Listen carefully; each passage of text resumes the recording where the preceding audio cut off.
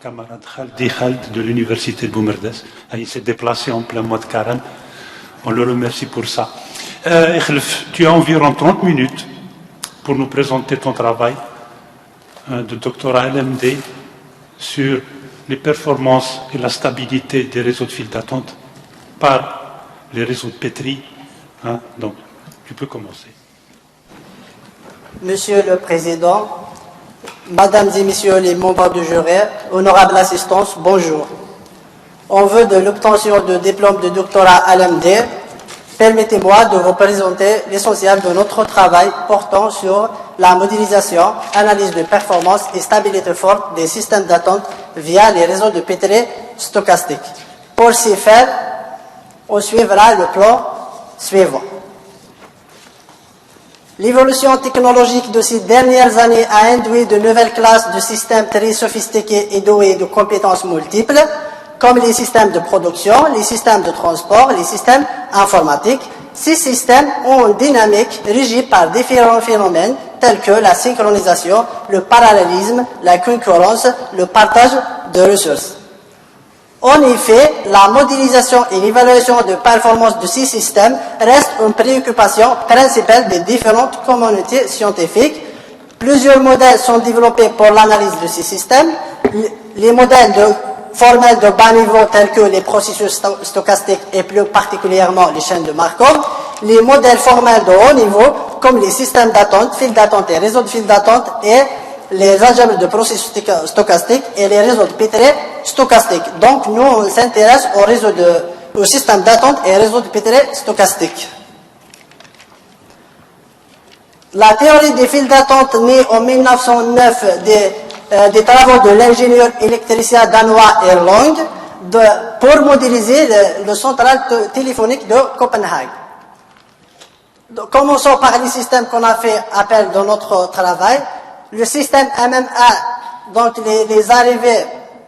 les clients arrivent selon un processus de poisson. Les délais de service sont de loi exponentielle. Le service est assuré par un seul serveur. La discipline d'attente est FIFO et la capacité est finie. Le processus associé à ce système est une chaîne de Markov à temps continu. Sa distribution stationnaire existe si l'intensité inférieure à 1. Elle s'obtient par la résolution de système linéaire P fois Q égale à 0 et P fois A égale à 1. Cette distribution donnée par la formule 1. Pour le système MG1, les durées de service distribuées selon une loi générale sont des variables aléatoires distribuées selon une loi générale. Plusieurs méthodes ont été proposées pour l'analyse de ce système, comme la méthode de la chaîne de Markov induite, la variable supplémentaire, les événements fictifs et la simulation.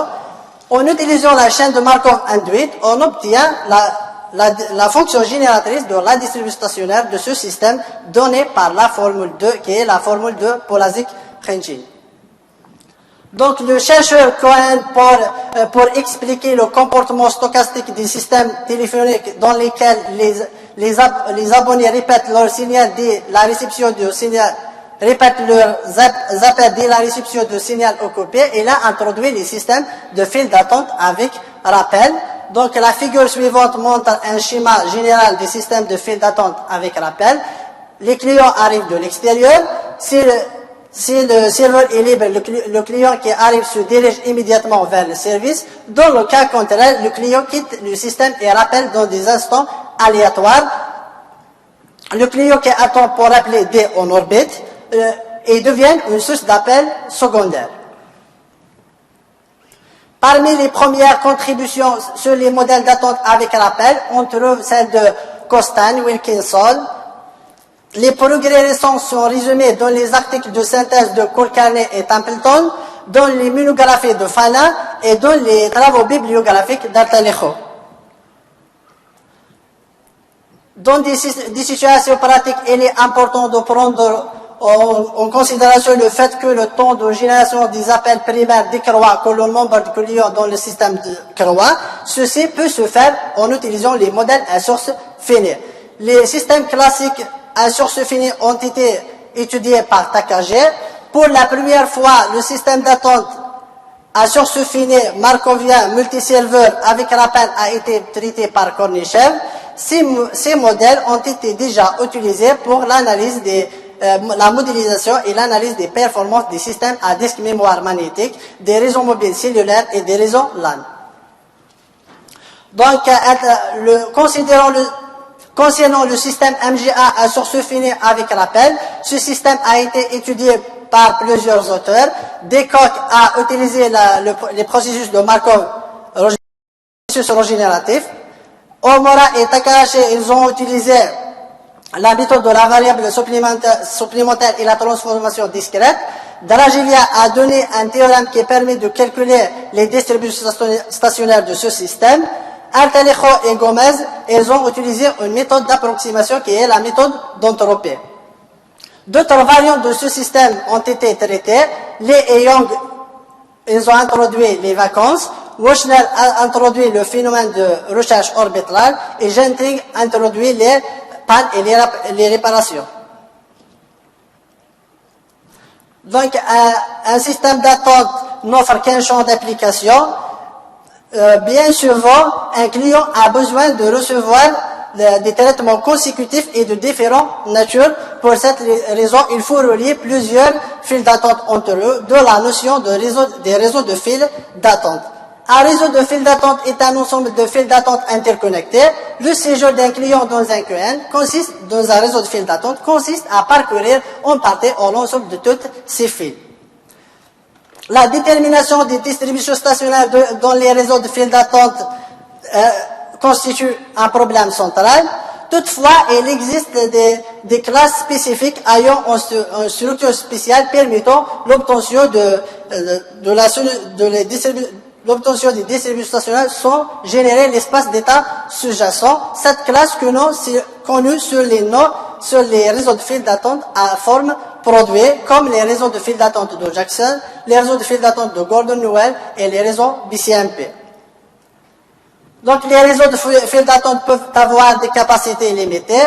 Dans ce cas, on parle des réseaux de fils d'attente à capacité limitée ou réseaux de fils d'attente avec blocage. Ces systèmes ont été utilisés pour les systèmes informatiques, les systèmes de communication et les systèmes de production. Par exemple, dans les systèmes de production, la capacité limitée représente la taille des stocks. Et des différents types de blocages ont été introduits. Blocage avant service, blocage après service et blocage répétitif. Un réseau de fils d'attente ouvert en tandem à capacité limitée a été étudié initialement par Hunt. Les différentes variantes de ce réseau ont été traitées, à savoir qu'un réseau de fils d'attente avec rappel, réseau de fils d'attente avec priorité et réseau de fils d'attente multi-serveur. Un autre type de modélisation est les réseaux de Petri. Donc, le concept des réseaux de Petri a été introduit premièrement par Carl Adam Petri dans cette thèse, dans les années 60. Il a défini un outil graphique et mathématique permettant de décrire les relations existantes entre les conditions et les événements. Donc, un réseau de Petri est un graphe bipartite orienté, contient deux types de nœuds, place et transition, et des arcs reliant les transitions en place et les places en transition. Donc, un réseau de Petri contient 4 éléments de base, P, l'ensemble fini de place, T, l'ensemble fini de transition, et près l'application d'incidence avant contient les points associés aux arcs reliant les transitions en place, et post et l'application d'incidence arrière contient les points associés aux arcs reliant les places aux transitions. Donc, l'état d'un réseau de Petri est décrit par un vecteur qui donne le nombre de jetons de chaque place. Ce vecteur est appelé marquage de réseau de Petri, et l'état initial décrit par le marquage initial. Et le couple réseau de Petri et son marquage initial appelé réseau de Petri marqué. La figure suivante montre un réseau de Petri marqué, contient 4 places, représentées graphiquement par des cercles, 3 transitions représentées par des petits rectangles, des arcs représentés par des flèches, et des jetons représentés par des points à l'intérieur de chaque place.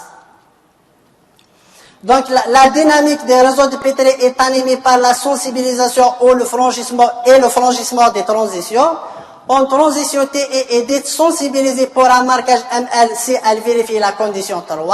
le franchissement d'une transition sensibilisée TE à partir d'un marquage ML conduit au nouveau marquage ML' donné par l'équation 4. Donc, l'ensemble des marquages accessibles d'un réseau de Petri et les liens entre ces marquages nous donnent le graphe des marquages accessibles. Pour l'exemple précédent, le marquage initial de notre réseau est M0, qui est 2, 0, 1, 0. À partir de ce marquage, on peut franchir les deux transitions T1 et T3.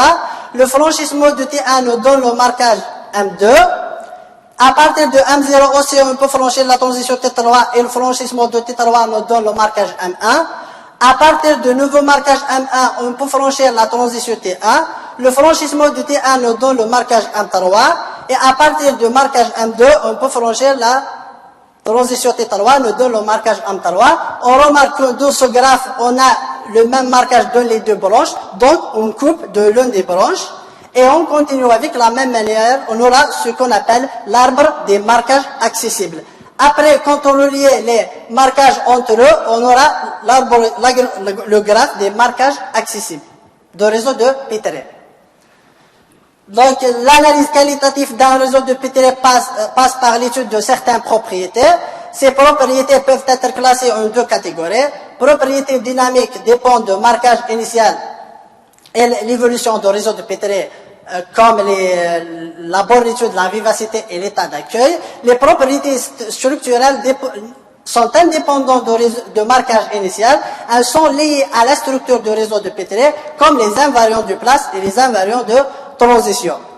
Pour vérifier ces propriétés, plusieurs méthodes ont été développées.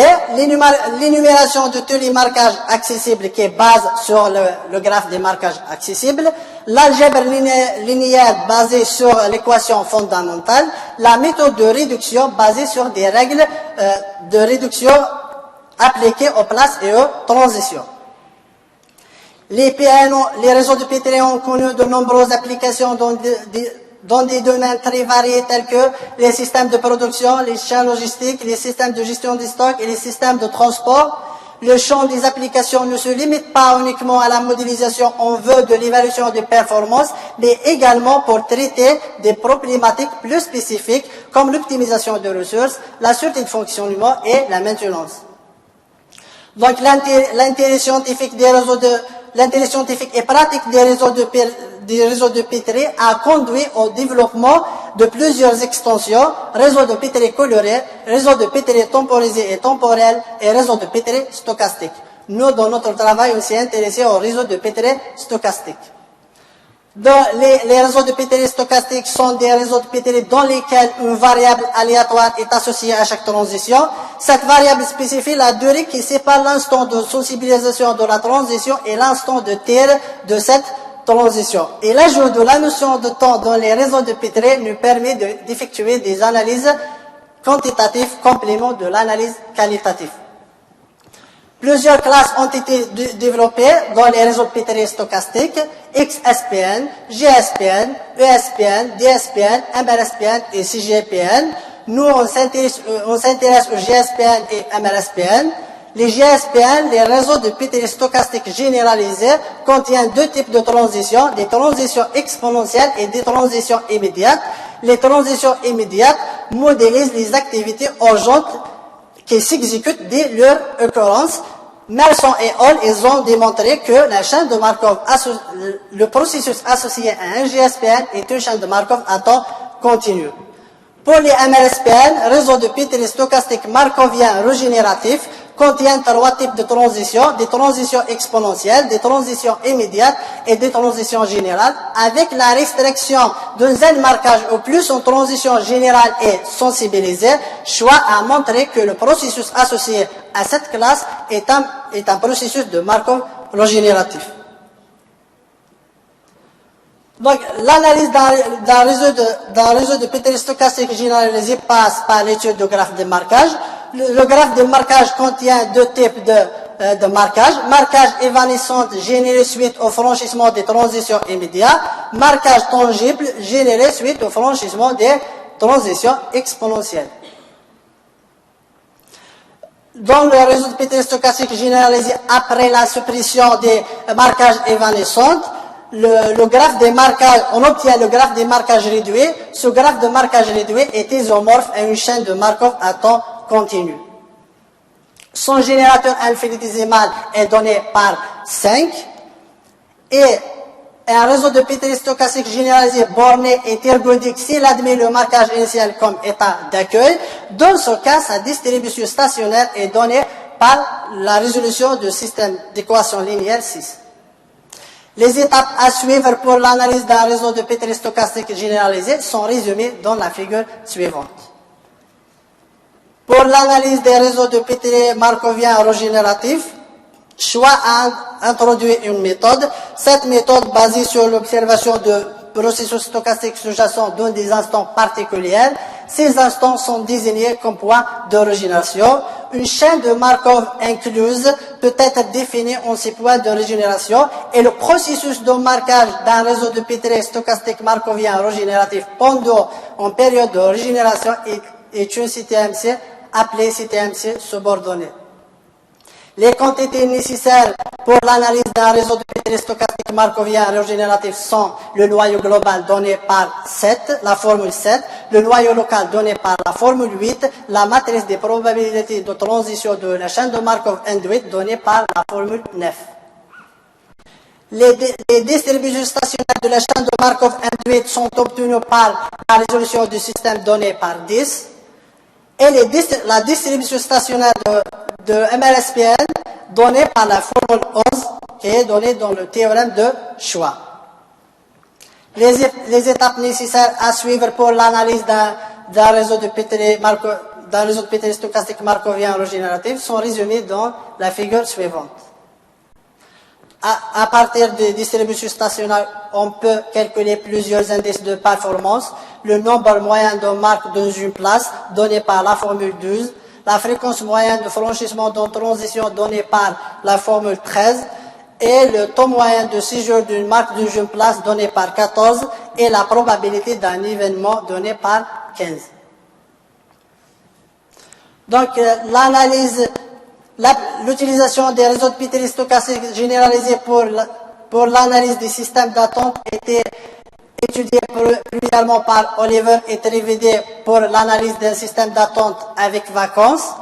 Garibaldi et Sereno, ils ont donné la solution à forme produit des réseaux de files d'attente à capacité limitée fermés en utilisant les GSPN. Balbo et Odd, Balsamo et Mala entre 2003 et 2007, ils ont montré que les réseaux de files d'attente BCIP peuvent être modélisés par les GSPN à forme produit. Garbe et Wallen entre 2006 et 2010, ils ont analysé des systèmes d'attente avec rappel et différents types de vacances. Nous, on a utilisé les réseaux de Petri stochastiques généralisés pour l'analyse d'un réseau de files d'attente à capacité limitée. Donc, le réseau considéré est donné par la figure suivante. On a deux stations. Les clients arrivent selon un processus de Poisson. Les durées du service sont exponentielles dans les deux stations. La capacité de la première file est K1, la capacité de la deuxième file est K2, et le blocage est de type blocage avant service. Le modèle GSPN 8 associé est donné par la figure suivante.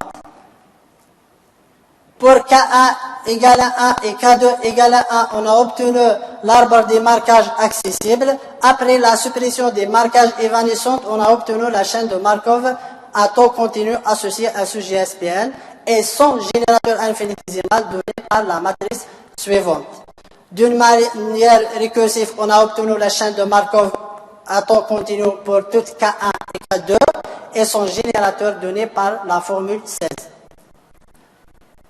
Plusieurs indices ont été calculés, le temps moyen de génération des arrivées donné par 17, l'utilisation du premier serveur donné par 18, l'utilisation du deuxième serveur donné par 19, le nombre moyen de clients dans la première station donné par 20, le nombre moyen de clients dans la deuxième station donné par 21 et le nombre moyen de clients dans le réseau donné par 22. La probabilité de blocage donnée par 23, la probabilité de perte donnée par 24. Ainsi, on a analysé le même réseau de fils d'attente, mais avec un autre type de blocage qui est le blocage après service et son GSPN donné par la figure suivante. Donc, pour les résultats numériques, on a élaboré un algorithme sur MATLAB qui permet de calculer les indices de performance de GSPN, des deux GSPN obtenus, et les résultats sont comparés avec les résultats obtenus par la simulation.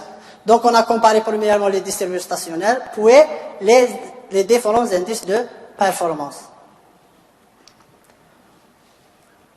Pour l'utilisation des réseaux de pétri stochastique markovien régénératif, Schwa, en 1994, a analysé un système classique à source finie, où le nombre de clients dans la source égale à 2. Ramanat et Hall, ils ont analysé un système d'attente à source finie avec différents types de vacances. Et nous, on a utilisé la méthode introduite par Schwa pour l'analyse des systèmes d'attente avec rappel. Le système considéré est MG1 à source finie avec rappel classique. Le modèle RSPN lui est associé donné par la figure suivante et le nombre de clients dans la source égale à n. Pour n égale à 2, on a tracé l'arbre des marquages accessibles donné par la figure suivante. Après la suppression des marquages évanescents, on a obtenu la chaîne de Markov à taux continu subordonné. Et de manière récursive, on a obtenu pour tout n la chaîne de Markov subordonnée associée à ce MRSPN. Donc, on a calculé premièrement le générateur infinitésimal donné par 25, le noyau local donné par 26, le noyau global donné par 27, et la matrice de probabilité de transition de la chaîne de Markov induite donnée par 28. Ainsi, on a analysé un autre système de fil d'attente qui est le système MGA avec rappel classique et recherche orbitale. Le phénomène de recherche orbitale est introduit pour réduire le temps d'inactivité du serveur. Le MRSPN proposé est donné par la figure suivante. À partir de quelques des distributions stationnaires, on a calculé plusieurs indices. Le nombre moyen de Clio dans l'orbite, donné par 29, le nombre moyen de Clio dans le service, donné par 30, le taux de génération des appels RPD donné par 31, la probabilité d'occupation du serveur donnée par 32, et le temps moyen d'attente donné par 33, le temps moyen de réponse donné par 34. Donc, on a élaboré un algorithme sur MATLAB qui permet de calculer les indices de performance. Le modèle MGA à source finie avec rappel classique, les résultats obtenus sont validés par les résultats donnés dans le papier de Omura et Takahashi. Pour le deuxième modèle MGA à source finie avec rappel classique et recherche orbitale, les résultats obtenus sont validés par les résultats donnés dans l'article de Bushnell. On a donné plusieurs indices de performance sous forme des tableaux pour des différents lois de service, Erlang, hyper-exponentiel et hypo-exponentiel. On a aussi donné quelques résultats graphiques. La figure suivante montre l'effet de taux d'arrivée et le taux de rappel sur le taux de réponse moyen. On constate que le taux d'arrivée lambda a un effet significatif sur le taux de réponse moyen. Et quand le taux de rappel tend vers l'infini, le modèle MG1 avec rappel classique converge vers le modèle MG1 classique. Et on voit bien que le taux moyen de réponse a un maximum. L'emplacement et l'amplitude de ce maximum dépend du taux de rappel gamma. Donc, les systèmes, de nombreux systèmes de fil d'attente ne possèdent pas de solution analytique, ou même si l'on dispose, restent complexes à être exploitables. Pour cette raison, des chercheurs ont tenté de développer des méthodes d'approximation.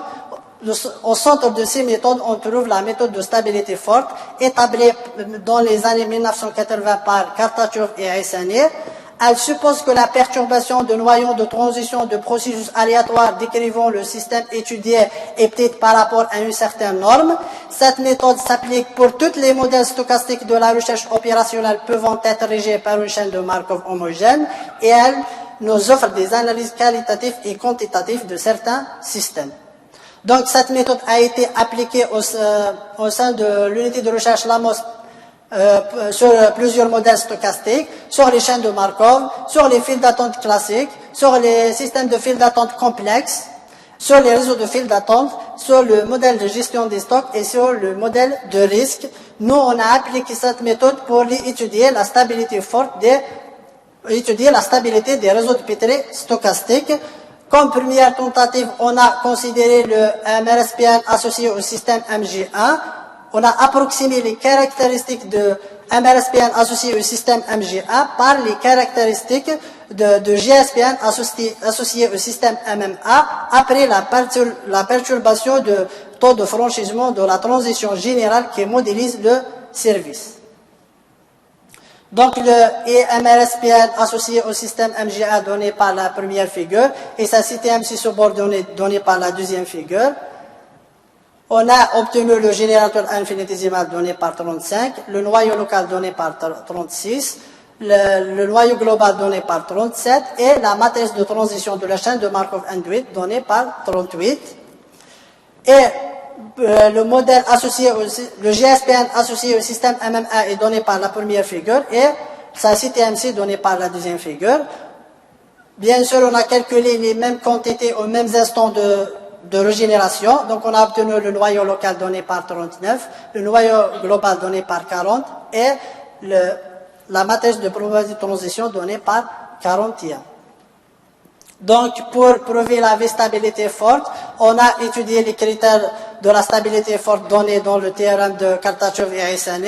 On a choisi la fonction test donnée par 42, la fonction mesurable donnée par 43 et la mesure donnée par 44. Et on a obtenu les conditions de V-stabilité dans le théorème suivant. On a aussi estimé la déviation entre les deux opérateurs de transition associés aux deux systèmes et la borne obtenue est donnée par 45. Comme on a estimé l'écart entre les distributions stationnaires associées aux chaînes de Markov induites des deux systèmes et l'estimateur obtenu donné par 47.